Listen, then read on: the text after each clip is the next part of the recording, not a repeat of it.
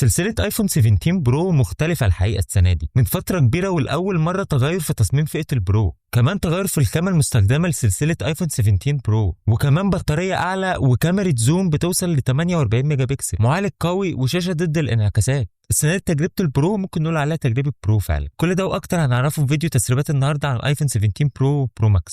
اهلا بيكم، معاكم ميجو.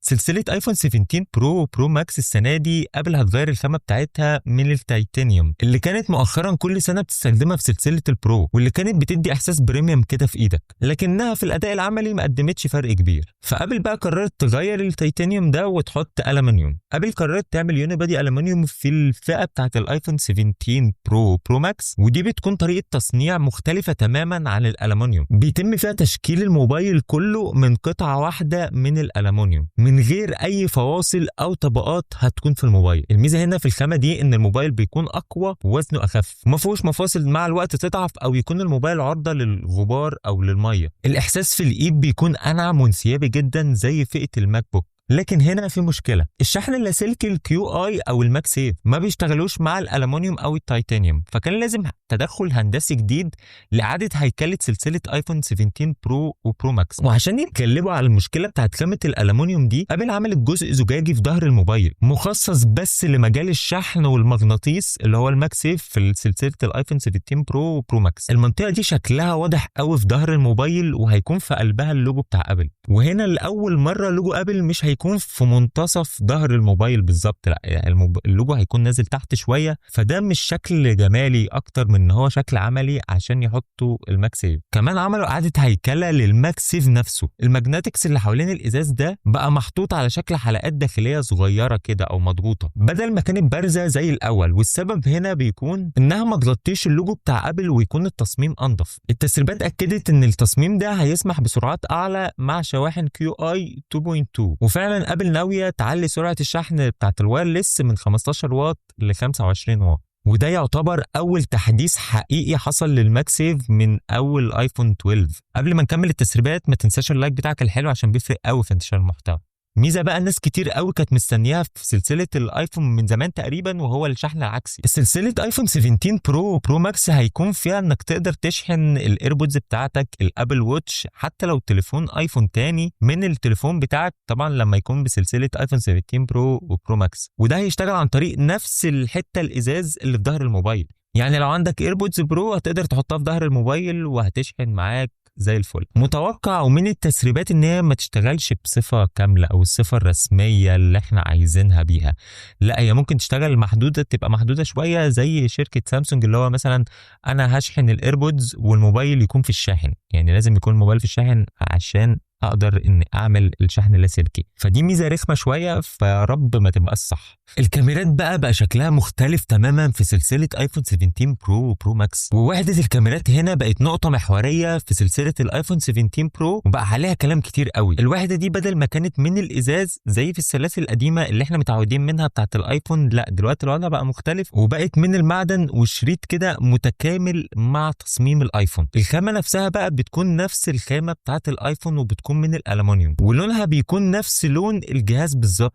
مفيش فرق بين جسم الجهاز والكاميرا. والعدسات نفسها بتكون ازاز وبتكون موجوده في نفس المكان القديم بتاع الكاميرات اللي احنا متعودين عليه. وده اول تغير حقيقي حصل من اول سلسله ايفون 11، من اول ما اعلنوا فكره الثلاث كاميرات من ورا والازاز تحتهم وكده. الحقيقه مش فاهم ليه التغير ده وليه الشكل بقى كده، بس اعتقد ممكن ابل تقدم لنا في المستقبل حاجات تضاف في المستطيل او المربع المعدني اللي هم ضافوه جديد ده. جوده الكاميرات والتصوير في سلسله ايفون 17 برو وبرو ماكس حصل تطوير في الكاميرا المقربه اللي هي الكاميرا التليفوتو، وبقى السنسور بتاعها بيوصل ل 48 ميجا بكسل زي باقي الكاميرات، وده معناه ان انت هيبقى عندك امكانيه ان انت تعمل زوم حقيقي من غير ما تخسر اي تفاصيل عن طريق سنسور كروب، وزوايا تصوير جديده بتخلي العدسه دي تشتغل شبه عدسه برو في الكاميرات الدي اس ال ار. طبعا اللي فاهم في الكاميرات هو اللي هيفهم يعني ايه دي اس ال ار. مستوى تصوير اعلى وكواليتي احسن بكتير من الكاميرا دي كانت بتقدمه في السلاسل القديمه، هيفرق معاك كمان ويبان اكتر في المسافات البعيده. والسنسور ال 48 ميجا بكسل في الكاميرا التليفوتو ابل كانت بتجهز له من حوالي سنتين من اول ما ضافت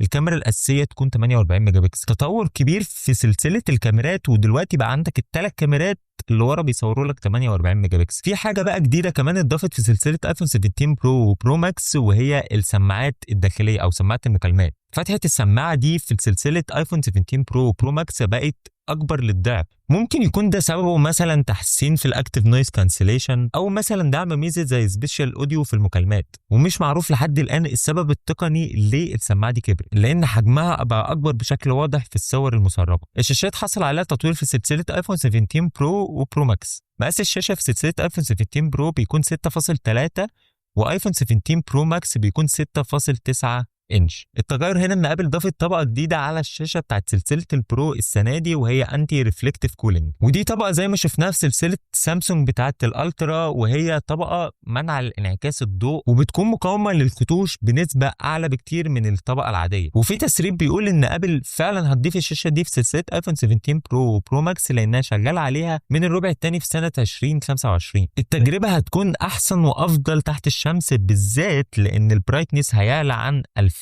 نتس في سلسله ايفون 17 برو وبرو ماكس. البطاريه هنا بقى في سلسله ايفون 17 برو وبرو ماكس عليها كلام كتير شويه. ده اكتر جيل فيه تحديث حقيقي من اول سلسله ايفون 13. البطاريه بتاعت ايفون 17 برو ماكس هتكون 5000 ملي امبير، وده رقم اول مره نشوفه في ايفون من ساعه ما ابل عملت موبايلات.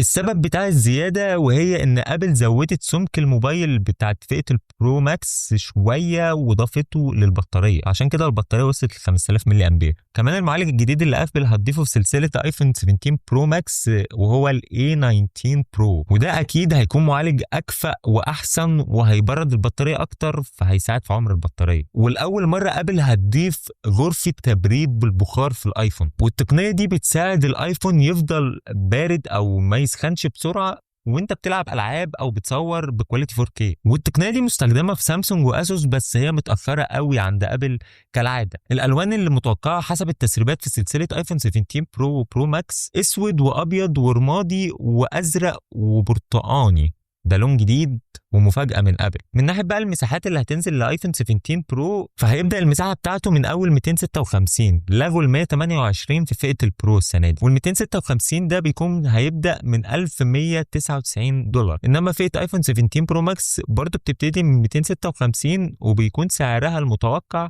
$1299. طبعا كل الاسعار دي قبل ان هي تزيد بسبب طبعا الجمارك والضرايب والقصه دي، ومتوقع يتم اصدار الموبايل ده في الاسبوع الثاني من شهر سبتمبر. ما تنساش بقى تتابعني، ولو انت على اليوتيوب فعل الجرس عشان اول ما ننزل التسريبات بتاعت ايفون 17 اير وال17 العادي يجي لك الفيديو. واكيد كالعاده اللايك والشير وسبسكرايب. الجمال بتاعك يا صديقي. سلام.